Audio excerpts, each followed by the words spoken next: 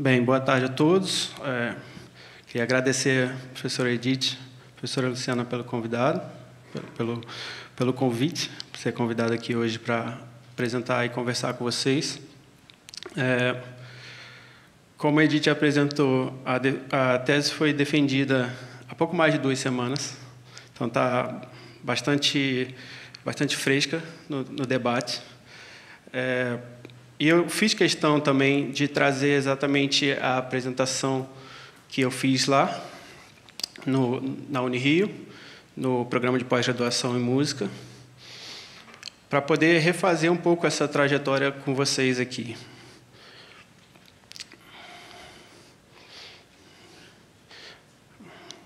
A professora Edith já adiantou, assim como o slide também. Tive a orientação muito generosa da professora Marta Ulloa, que me deu, ao mesmo tempo, muita autonomia para trabalhar, mas também me exigiu bastante. Então, foi realmente uma parceria muito legal, muito produtiva, assim, e muito bom tom entre nós dois, assim. E eu queria começar falando desse trabalho, muito mais pela inquietação que deu a origem a ele, do que exatamente chegar aqui e apresentar os resultados. Porque acho que, quando eu estou com outras pessoas, e aqui eu estou com muitas pessoas, e muitas pessoas que querem pensar a música, pensar a universidade, acho que é muito mais, o meu papel aqui é trazer perguntas e fazer a gente pensar junto, do que necessariamente apresentar uma resposta aqui pronta, né? E a minha inquietação principal, quando eu estava desenhando o que seria meu projeto de doutorado, 4 anos e meio, 5 anos atrás, era justamente... Puder passar? Pode passar? Era justamente tentar entender por que a gente, na pesquisa em música, na pesquisa acadêmica em música, na universidade, a gente pesquisa o que a gente pesquisa. Essa era a minha grande pergunta. Por que a gente escolhe determinados temas, ou será que esses temas são escolhidos por nós? E quando a gente consegue escolher o tema, quais são as ferramentas que a gente tem para trabalhar com aquilo? Como é que a gente analisa determinado aspecto musical, ou prática musical, ou a vida de um músico, ou o que seja. Isso, claro, que leva para uma segunda pergunta, ou talvez uma pergunta anterior até. Se eu quero perguntar por que alguma coisa, eu tinha que saber o que era o que a gente pesquisa. Perguntar por que o que pesquisamos, eu tinha que saber o que era o que pesquisamos. Então, isso levava também para uma ideia de mapeamento, para entender o que está sendo, para simplesmente conhecer ou reconhecer o que está sendo feito no Brasil, principalmente nos anos mais recentes. E numa perspectiva de que as ferramentas de análise que a gente tem também definem aquilo que a gente analisa. A gente estava conversando há pouco, né? Se eu for analisar uma iconografia, né? Se eu for uma série de fotos de músicos, eu não vou poder aplicar uma ferramenta de análise harmônica, por exemplo. Não vou conseguir analisar necessariamente o encadeamento de acordes que aqueles músicos faziam. Então, se eu escolho fazer análise harmônica, não tenho muito como trabalhar com imagens. Se eu escolho imagens, eu não posso trabalhar com análise harmônica. E aí a gente vai multiplicando isso por todos os tipos de música e objetos de música que a gente pode pesquisar e todas as ferramentas. Mas nessa perspectiva de que a ferramenta restringe não só como as coisas podem ser estudadas, mas também o que é passível de ser estudado, e que a gente costuma preparar as respostas para as perguntas que a gente consegue formular, então esse trabalho também envolvia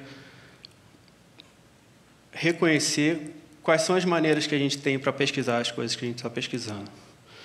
Bem, na próxima tela, o que eu apresento é um esquema básico do sumário.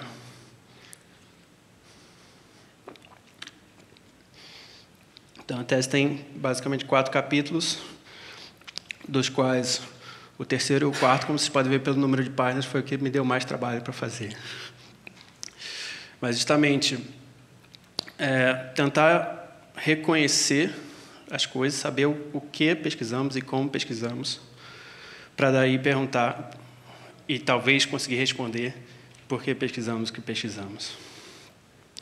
Bem, o que eu queria comentar desde já é que, quando você entra com uma pergunta muito ampla como essa, eu quero entender o que é a pesquisa em música no Brasil.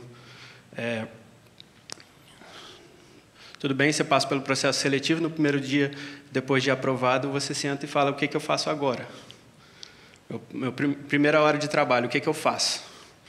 Então, a questão era justamente definir o que eu ia trabalhar ali dentro, o que eu vou analisar, o que eu vou olhar e para o que eu vou olhar. Quando eu faço isso, quando eu me pergunto o que eu vou olhar, eu já estou voltando para aquela minha pergunta inicial, que é: por que eu vou pesquisar isso? Isso aqui é uma boa coisa para pesquisar ou não? Eu devo pesquisar uma outra coisa. E nessas etapas de delimitação de corpos, por isso o parêntese ali no título, era justamente meu problema de pesquisa. A minha primeira ideia seria trabalhar com as teses e dissertações do que vem sendo produzido no Brasil nos programas de música. Eu achei que, por ser uma produção institucionalizada, basicamente ligada às universidades, elas estariam minimamente organizadas para eu trabalhar com elas nesse volume que eu estava pretendendo. Então, falar sobre o Brasil, falar 2 programas do Brasil, e não pegar um programa específico ou uma faixa temporal de um programa ou de alguns programas. E, para minha surpresa, foi muito difícil fazer essa coleta. Foi muito mais difícil do que eu esperava. Cada universidade tinha sua situação específica, mas, em geral, não dava para realizar esse trabalho com as teses e dissertações, que acho que é uma coisa para a gente se preocupar agora num cenário de crescentes cortes para a área de educação, universidade e pesquisa. A partir daí, a minha ideia foi tentar trabalhar com os periódicos, e aí era um pouco mais difícil ainda, depois eu fui descobrir isso. Porque os periódicos, alguns eram de universidade, mas outros eram de associações, e associações, às vezes não. As associações não têm filial espalhado pelo Brasil e uma sede que reúna toda a sua produção. Então, não tinha um lugar para onde eu podia recorrer para encontrar toda essa produção. Foi mais difícil nesse sentido. Claro que aqueles estratos mais bem qualificados da produção em periódico estava mais bem estruturado. Só que isso não ia dar um panorama do que era pesquisa em música no Brasil. Ia dar um panorama do que era pesquisa em música de excelência, ou pesquisa de excelência em música no Brasil. Ia dar um retrato mais amplo, que era o que eu queria. E, no final, acabei trabalhando com produção de eventos, que seria a coisa mais efêmera possível, a coisa mais difícil de documentar, mas, ao mesmo tempo, ela vem numa quantidade tão grande que ela consegue dar esse panorama, e ela inclui a produção de professores já em plena carreira, mas também de iniciantes. Então, dava um panorama do que era pesquisa em música no Brasil. E foi aí que eu trabalhei com a produção dos últimos 5 anos da Associação Nacional de Pesquisa e Pós-Graduação em Música, a ANPOM. Bem, durante esse trabalho de definição de qual que era o material que eu estava trabalhando, tinha também que começar a me envolver com esse material, a ver justamente as questões que apareciam ali dentro. E eu fiz uma série de estudos exploratórios, pequenos recortes dessa produção inteira, foram sendo apresentados em congressos e publicações de uma maneira mais, digamos assim, mais avaliada pelos pareceristas, circulando e discutido nos eventos, ao mesmo tempo que eu também fazia as outras para ter insights com essa produção.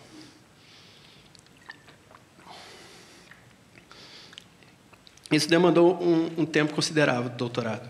Eu achei que ia ser um pouco mais rápido, mas justamente essa questão da organização, da produção, o número de lugares que dizia que tinha produção online, mas tinha só uma parte, então tinha que viajar para ver. E, às vezes, no lugar também não tinha como acessar tudo, ou não era possível por alguma razão. Me tomou bastante tempo durante durante esses 4 anos. Mas, em paralelo a tudo isso,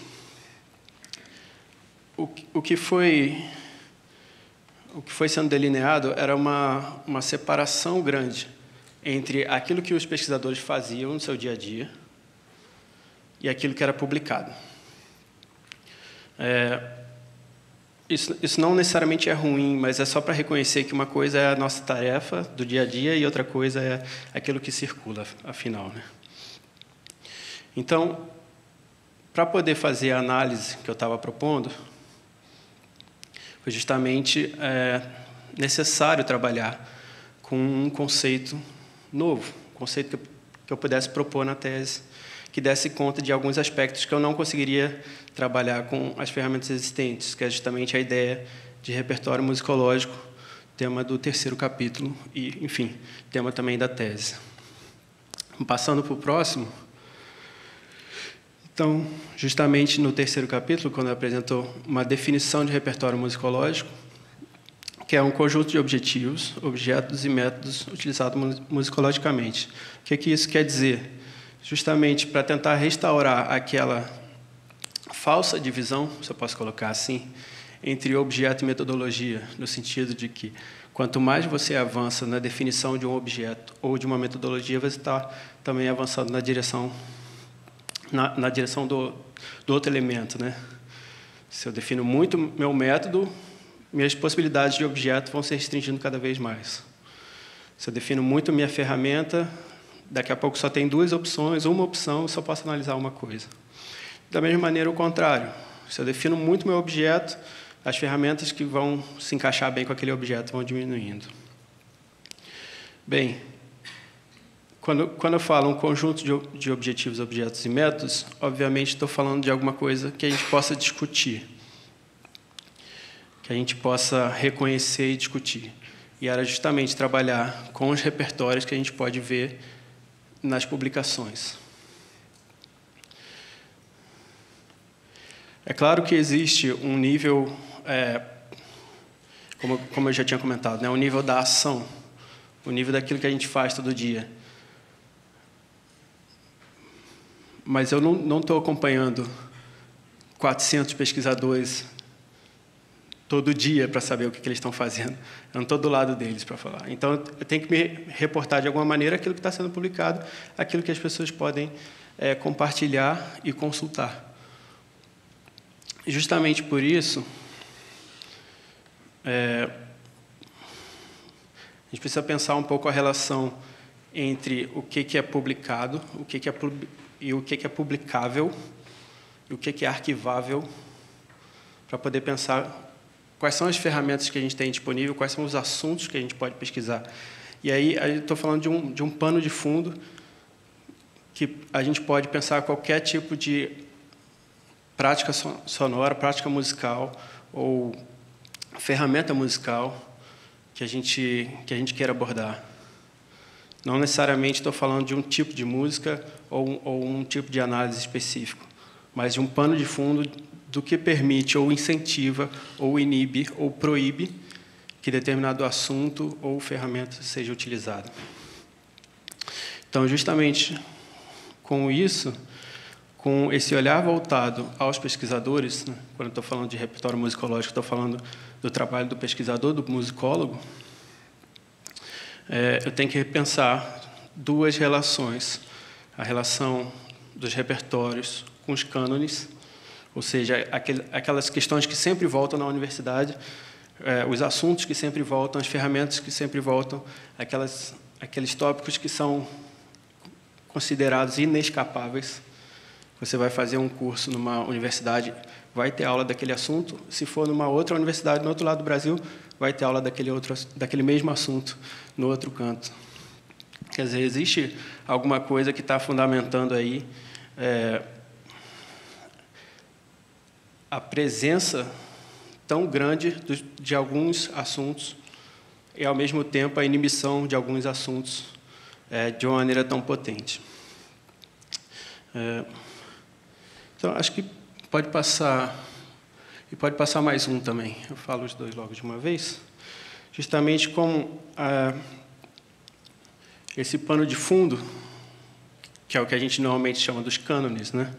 Os cânones, seja na música, ou os cânones no ensino de música, ou os cânones do vestibular, ou os cânones dos processos seletivos para pós-graduação, ou para professores universitários, ou para projetos no CNPq ou na CAPES, tudo isso.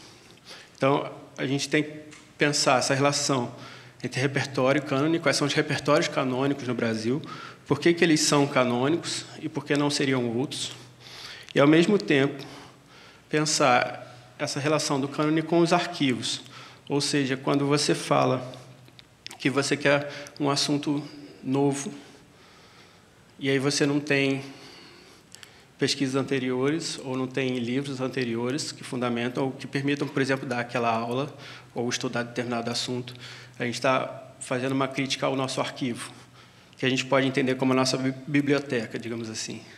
Aquilo que a gente pode partir, as nossas referências para poder elaborar uma coisa nova. Agora, como é que a gente olha para todos esses repertórios existentes hoje e escolhe alguns e elege alguns como canônicos? Isso tudo vai estar como um resultado de um mecanismo crítico, uma avaliação que a gente faz. E essa avaliação, a gente pode reconhecer pelo menos três pontos aí que são essenciais para ele funcionar. Primeiro, o critério da técnica, quer dizer, se esse repertório ou se esse assunto musical, por exemplo, é bem discutido, e aí a gente vai entrar na discussão do que é bem discutido, qual é essa régua de valoração que diz esse aqui foi uma boa aplicação ou é uma aplicação ruim.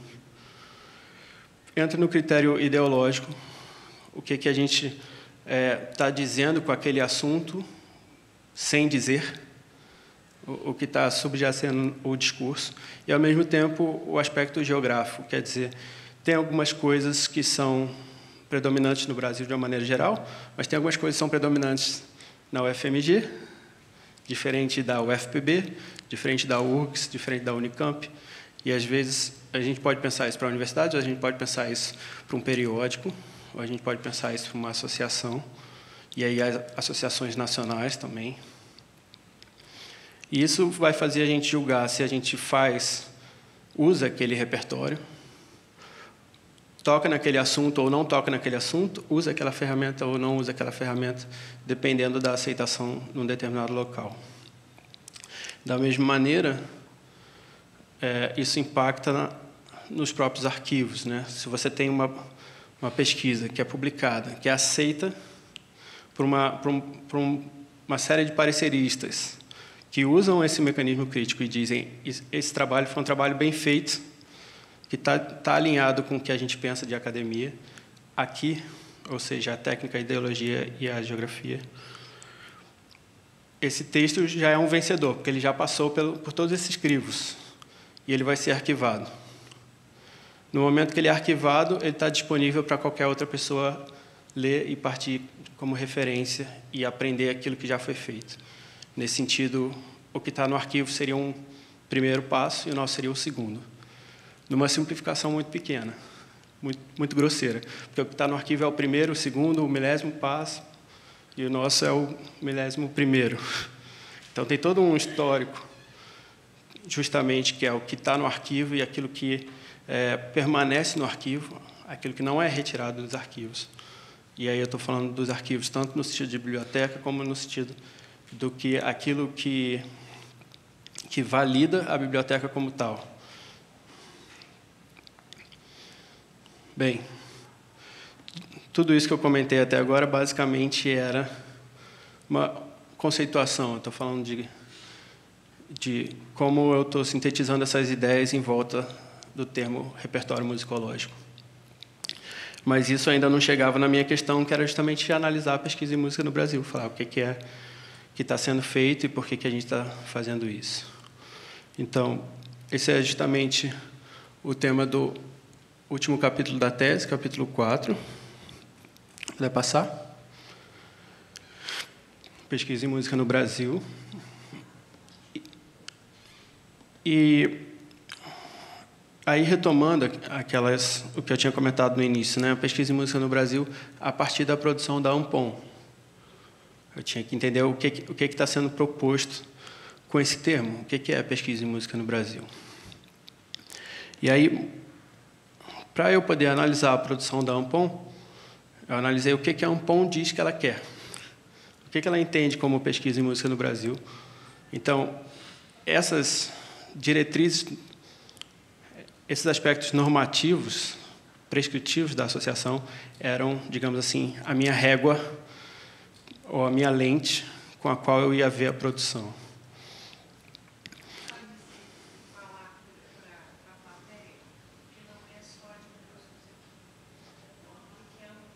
Ah, sim.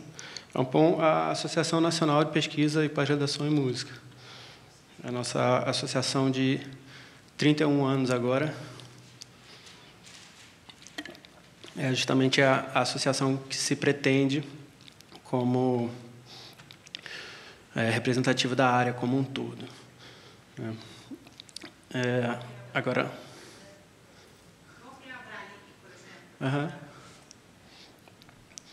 tem a Abras, de artes cênicas, né? Tem essas grandes associações. E, especificamente, a Ampom também tem esse foco na pós-graduação e pesquisa, muito mais do que o campo universitário inteiro, né? Então, também tem uma representação forte junto à CAPES, ao CNPq, inclusive são participantes frequentes das associações, né? Os representantes do CNPq e da CAPES. Bem, então, no momento que eu fui ver o que a Ampom diz que é pesquisa em música no Brasil, puder passar? Pode passar 2. A primeira coisa que eu encontrei, na verdade, era uma pluralidade de definições vigentes. A Ampom ela tem um periódico chamado Opus, que é um periódico de altíssima qualidade. A Ampom ela promove um congresso todo ano, chamado Congresso Nacional da Ampom, que esse ano foi na semana passada, inclusive, em Pelotas. E ela tem uma série de livros que é intitulada Pesquisa em Música no Brasil. Então, ela tem esses três momentos em que ela propõe o que ela está querendo entender como pesquisa em música no Brasil.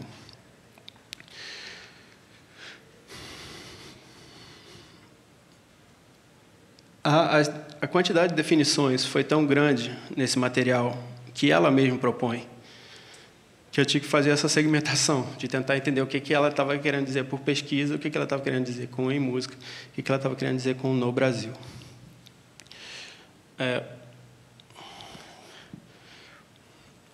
Basicamente, ela tem essa certa ambiguidade entre pesquisa como uma prática e pesquisa como produtos. O que isso quer dizer? Que, às vezes, a exigência nesses documentos da Ampom são quais são os formatos que são possíveis, e esses formatos têm que ter determinada qualidade, e alinhados, enfim, com as propostas da associação. Em outros momentos, elas falam que a pesquisa é uma prática, é uma área de atividade, e os critérios, os comentários, são sobre essa atividade de pesquisa. Ao mesmo tempo, é importante lembrar essa questão de que a Ampom está falando sobre pesquisa acadêmica, pesquisa universitária, pesquisa pós-graduação ou de projetos de pesquisa, como a gente tem de projetos de pesquisa ligados ao CNPq, por exemplo. Ao mesmo tempo, essa talvez tenha sido a maior pluralidade de todas, o que ela estava entendendo como em música. E aí, o mais difícil e o mais importante, o mais frutífero era entender essas conotações que existiam entre a palavra pesquisa e em música. E isso tem muito a ver, por incrível que pareça, com preposições. Porque muitos textos chamavam de pesquisa em música, outros textos chamavam sobre pesquisa sobre música, outros chamavam de pesquisa da música, outros chamavam de pesquisa com música, que seria talvez a mais fraca, a relação mais fraca entre pesquisa e música, ou mesmo a expressão pesquisa musical. Claro que cada documento usava essas expressões com sentidos distintos. Quando essas expressões apareciam 2 vezes, claro que eram com sentidos distintos também. Então, é bastante interessante assim, tentar acompanhar o que está sendo proposto com a relação entre pesquisa, ou seja, a universidade, pós-graduação, a atividade de investigação mesmo, e a música. Qual é a relação entre essas duas coisas? Seria possível falar que é uma indefinição, mas acho que é melhor pensar numa pluralidade de definições. Muitas possibilidades de como relacionar a pesquisa e música.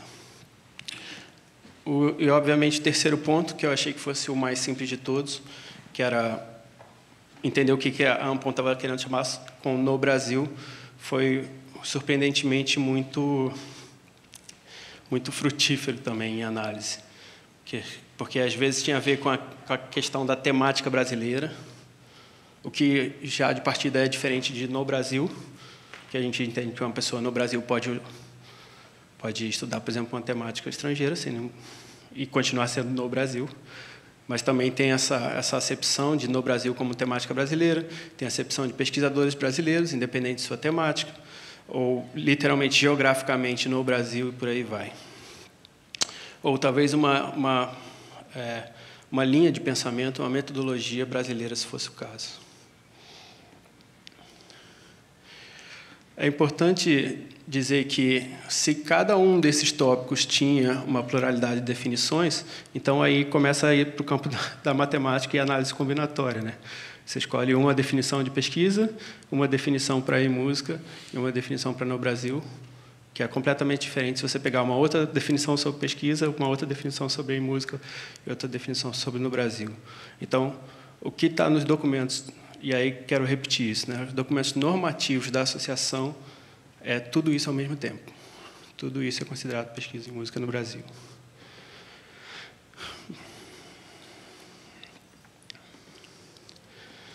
Bem, a partir daí, isso foi, como eu coloquei ali, na seção 4.1, as definições da Ampon para pesquisa em música no Brasil. No próximo slide, e aí já estou me encaminhando justamente para o final da tese,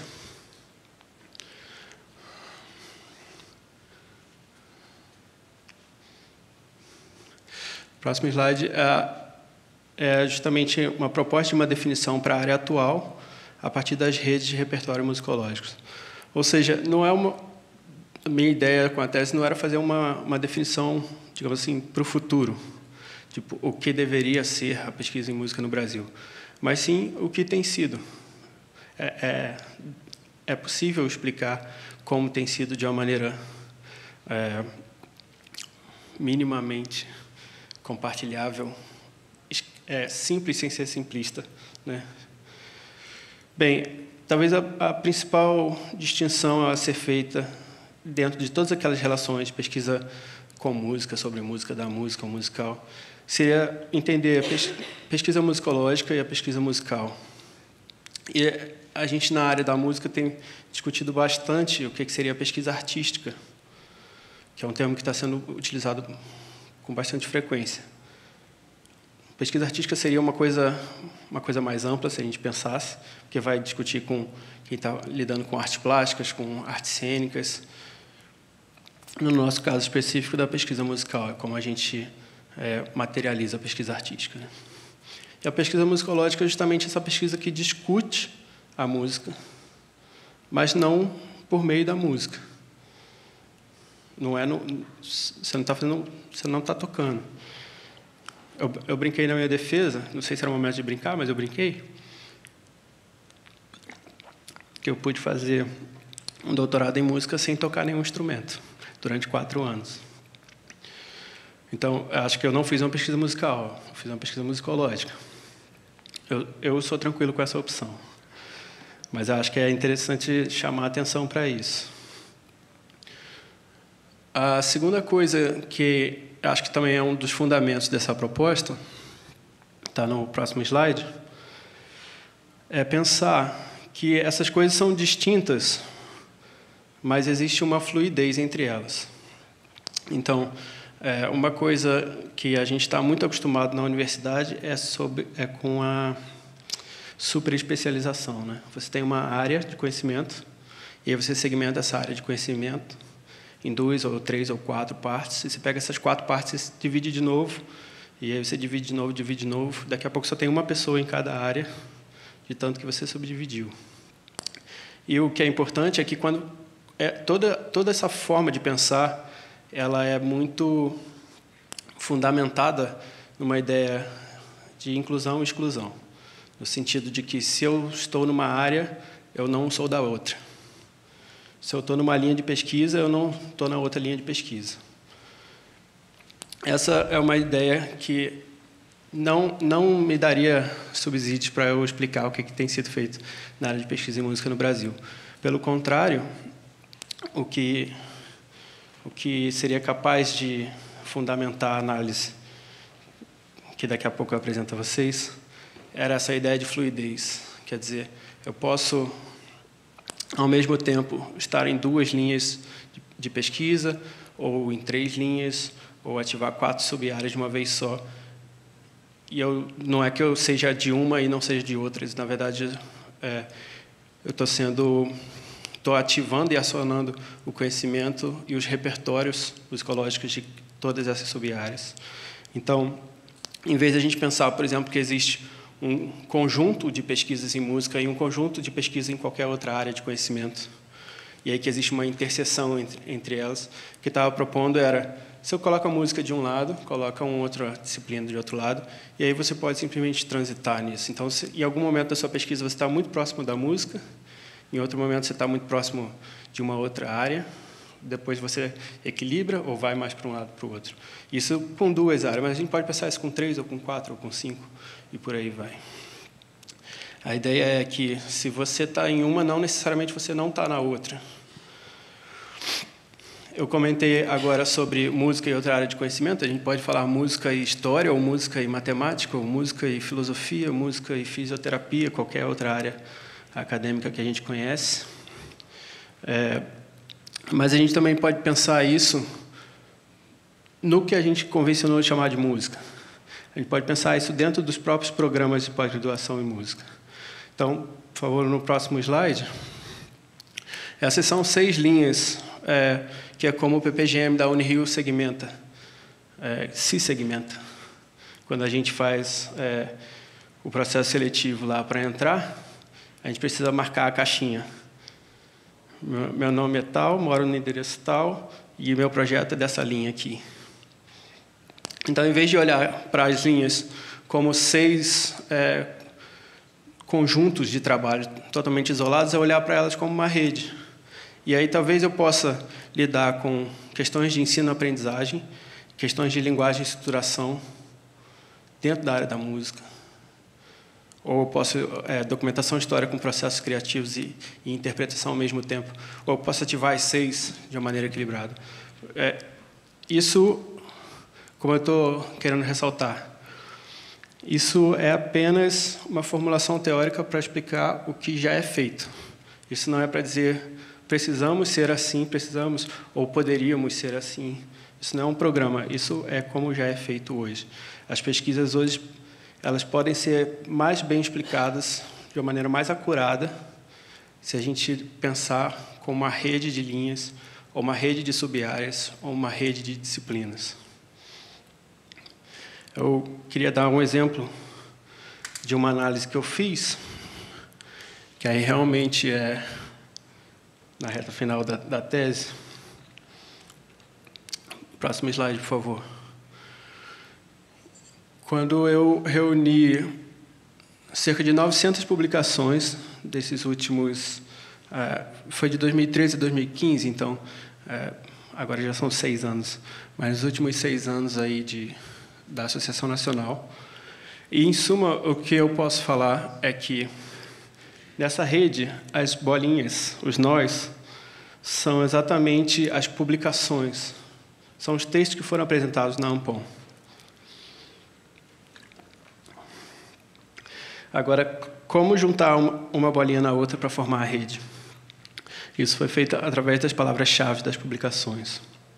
Ou seja, os repertórios das publicações, os repertórios que os musicólogos estavam usando, com as palavras que eles usaram. Eu não reclassifiquei isso.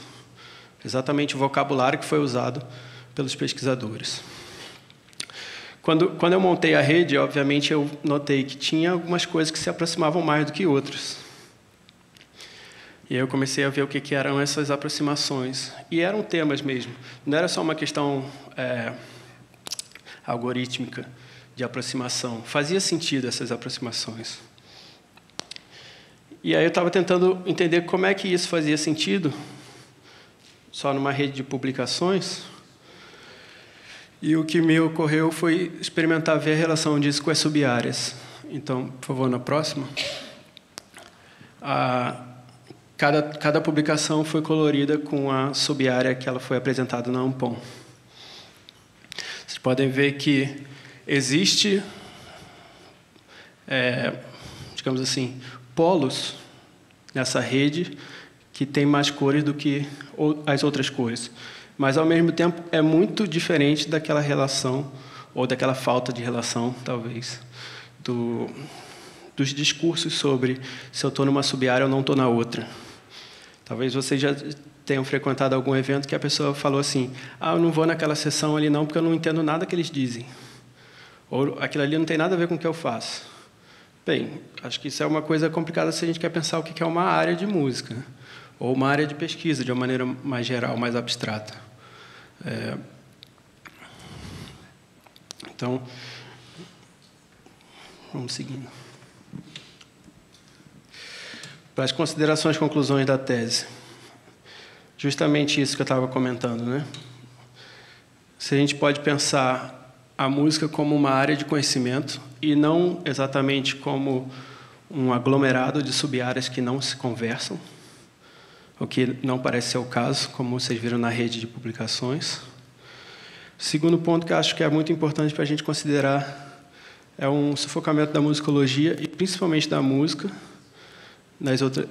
por outras disciplinas, no que a gente chama de pesquisa em música no Brasil, porque tem uma série que é muito forte de importações de métodos e aí com isso importações de objetos, tipo de objetos de outras disciplinas. Isso não quer dizer que não deva existir relações, mas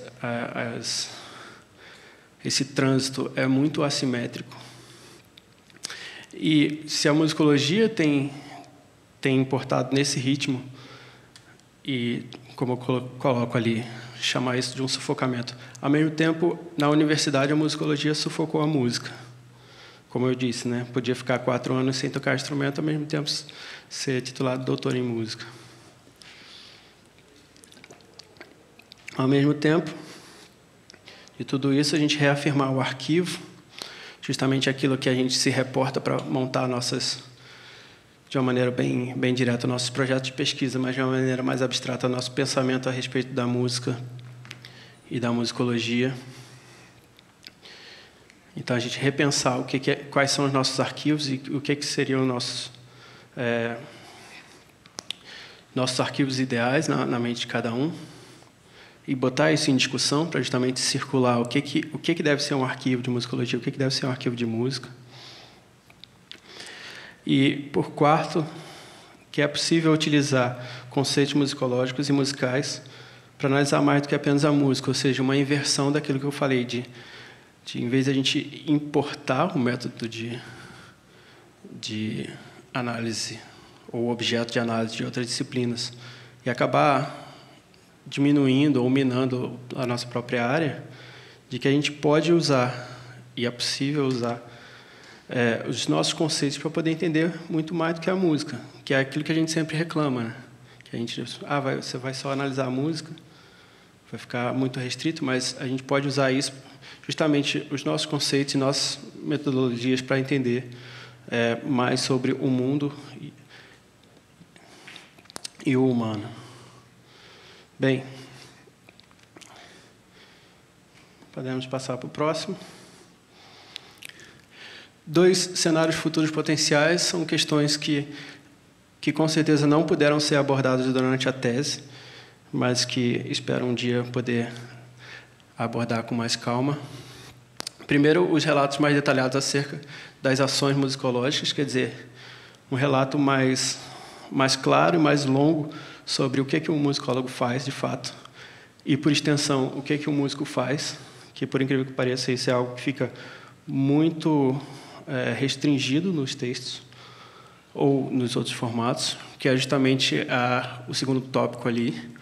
Se a gente poderia repensar o que a gente está tomando como o produto de pesquisa, aquela questão de o que é arquivado e o que é tomado como o termo pré-requisito para a obtenção de título de mestre ou doutor. Se a gente não deveria, talvez, pensar formatos diferentes para o que a gente chama de produto de pesquisa, já que o texto tem as possibilidades, ao mesmo tempo que tem as limitações de que a ferramenta texto produz. Então, já tem pelo menos 2 décadas e meia, que a gente tem capacidade de produzir áudio e vídeo com certa facilidade, ou outros modelos, ou objetos materiais mesmo, físicos, ou, enfim, uma série de outros formatos que a gente pode pensar se eles não transmitem melhor o conhecimento musical e o conhecimento musicológico. Bem, para encerrar, eu queria só apontar uma questão específica da tese, que fica parecendo que tinha 2 objetivos, né, meu trabalho. Ao mesmo tempo, a construção de um conceito, né, formular o que seria repertório musicológico, e aquilo que eu tinha comentado no início, fazer uma análise da pesquisa em música no Brasil. Mas, já que a gente está voltando para o início, no próximo slide, por favor, essa duplicidade lá volta lá naquela minha premissa que eu tinha comentado, né? De que a minha análise ela depende de um conceito novo. Então, se as nossas respostas de pesquisa dependem diretamente das ferramentas disponíveis e eu estava atrás de uma resposta nova, de uma análise nova sobre aquilo que a gente faz, então precisava desenvolver um conceito novo, uma ferramenta nova, né? Então, esses 2 objetivos, na verdade, se coadunam num objetivo só. E é justamente isso que abre o resumo da tese no início do arquivo. Pode passar, por favor? Objetivando reconhecer maneiras com que temas e metodologias são atualmente mantidos e renovados nas publicações de pesquisa brasileira na área de música, foram estabelecidos conceitos que permitissem falar a respeito de aspectos da atividade no país.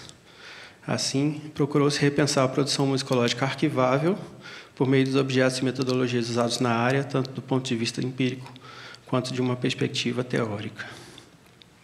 Muito obrigado.